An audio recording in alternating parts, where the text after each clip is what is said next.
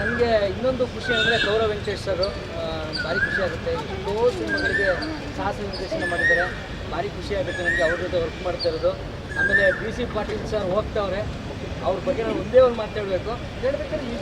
ನನ್ನ ಕೆರಿಯರಲ್ಲಿ ನಾನು ನೋಡಿದಂತಹ ಬೆಸ್ಟ್ ಆ್ಯಕ್ಟ್ರು ಮತ್ತು ನನ್ನ ಫೇವ್ರೇಟ್ ಆ್ಯಕ್ಟ್ರು ಅಂದರೆ BC ಪಾಟೀಲ್ ಸರು.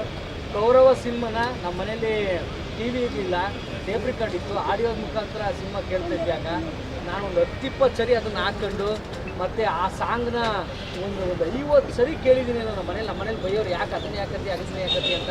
ನಂಗೆ ಸಿಕ್ಕಾಬಿಟ್ಟೆ ಇಷ್ಟ BC ಪಾಟೀಲ್ ಸರು. ಅವ್ರ ಜೊತೆ ಒಂದು ಸ್ಕ್ರೀನ್ ಶೇರ್ ಮಾಡ್ತಾರೆ, ನಂಗೆ ಭಾರಿ ಖುಷಿ ಆಗುತ್ತೆ. Sir thank you sir, love you sir.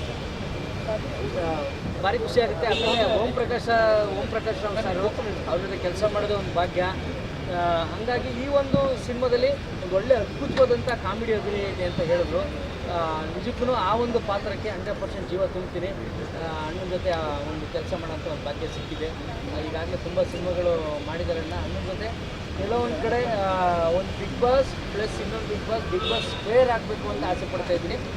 ಅಣ್ಣ ಥ್ಯಾಂಕ್ ಯು. ನಿಮ್ಮ ಆಪರ್ಚುನಿಟಿ ಯಾವತ್ತೂ ನಾನು ಕಾಮಿಡಿ ಪಾತ್ರ ಅವ್ರದ್ದೇ ಟ್ವಿಸ್ಟು. ಅದು ಇನ್ನೊಂದು ಏನು ಅಂತ ಹೇಳಿದ್ರೆ, ಟು ಬಿ ಫ್ರ್ಯಾಂಕ್ ಏನಂದರೆ ಬೇರೆ ಎಲ್ಲವನ್ನೂ ಹೇಳಿದೆ, ಇವರೊಬ್ಬರದ್ದು ಯಾಕೆ ಹೇಳೋಂಗಿಲ್ಲ ಅಂದರೆ ಈತ ಮಾಡೋ ಒಂದು ಕೆಲಸ ಈತ ಕೊಟ್ಟು ಲಿಂಕ್ ಕೊಡೋ ಓಂ ಪ್ರಕಾಶ್ ರಾವ್ ಕೊಡೋಂಥ ಲಿಂಕು ಏನೋ ಜಾಗ್ರಫಿಕಲಿ ಏನೇನೋ ಚೇಂಜ್ ಆಗುತ್ತೆ. ಅದಕ್ಕೆ ಅದೊಂದು ವಿಚಾರ ಹೇಳೋಂಗಿಲ್ಲ, ಎಲ್ಲನೂ ಹೇಳ್ಬೋದು. ಎಪ್ಪ ಕೊಡುವಂಥ ಪ್ರೀತಿಗೆ ಇವರು ಓಂ ಪ್ರಕಾಶ್ ರಾವ್ ಮಾಡೋ ಕೆಲಸಕ್ಕೆ ಎಲ್ಲ ಆಗೋದಿಲ್ಲ. ಸೊ ಇದು ಒಂದು ವಿಶೇಷವಾದ ಪ್ರಯತ್ನ. ಎಲ್ಲ ಸ್ನೇಹಿತರ ಜೊತೆ ಕೂಡಿ ಒಂದಷ್ಟು ಮಾಡಿದ್ದಾರೆ. ಸ್ನೇಹಿತರೆಲ್ಲ ಸೇರಿ ಮಾಡೋದು ಒಂದು ನಾನೆಲ್ಲ ಬಂಧುಗಳು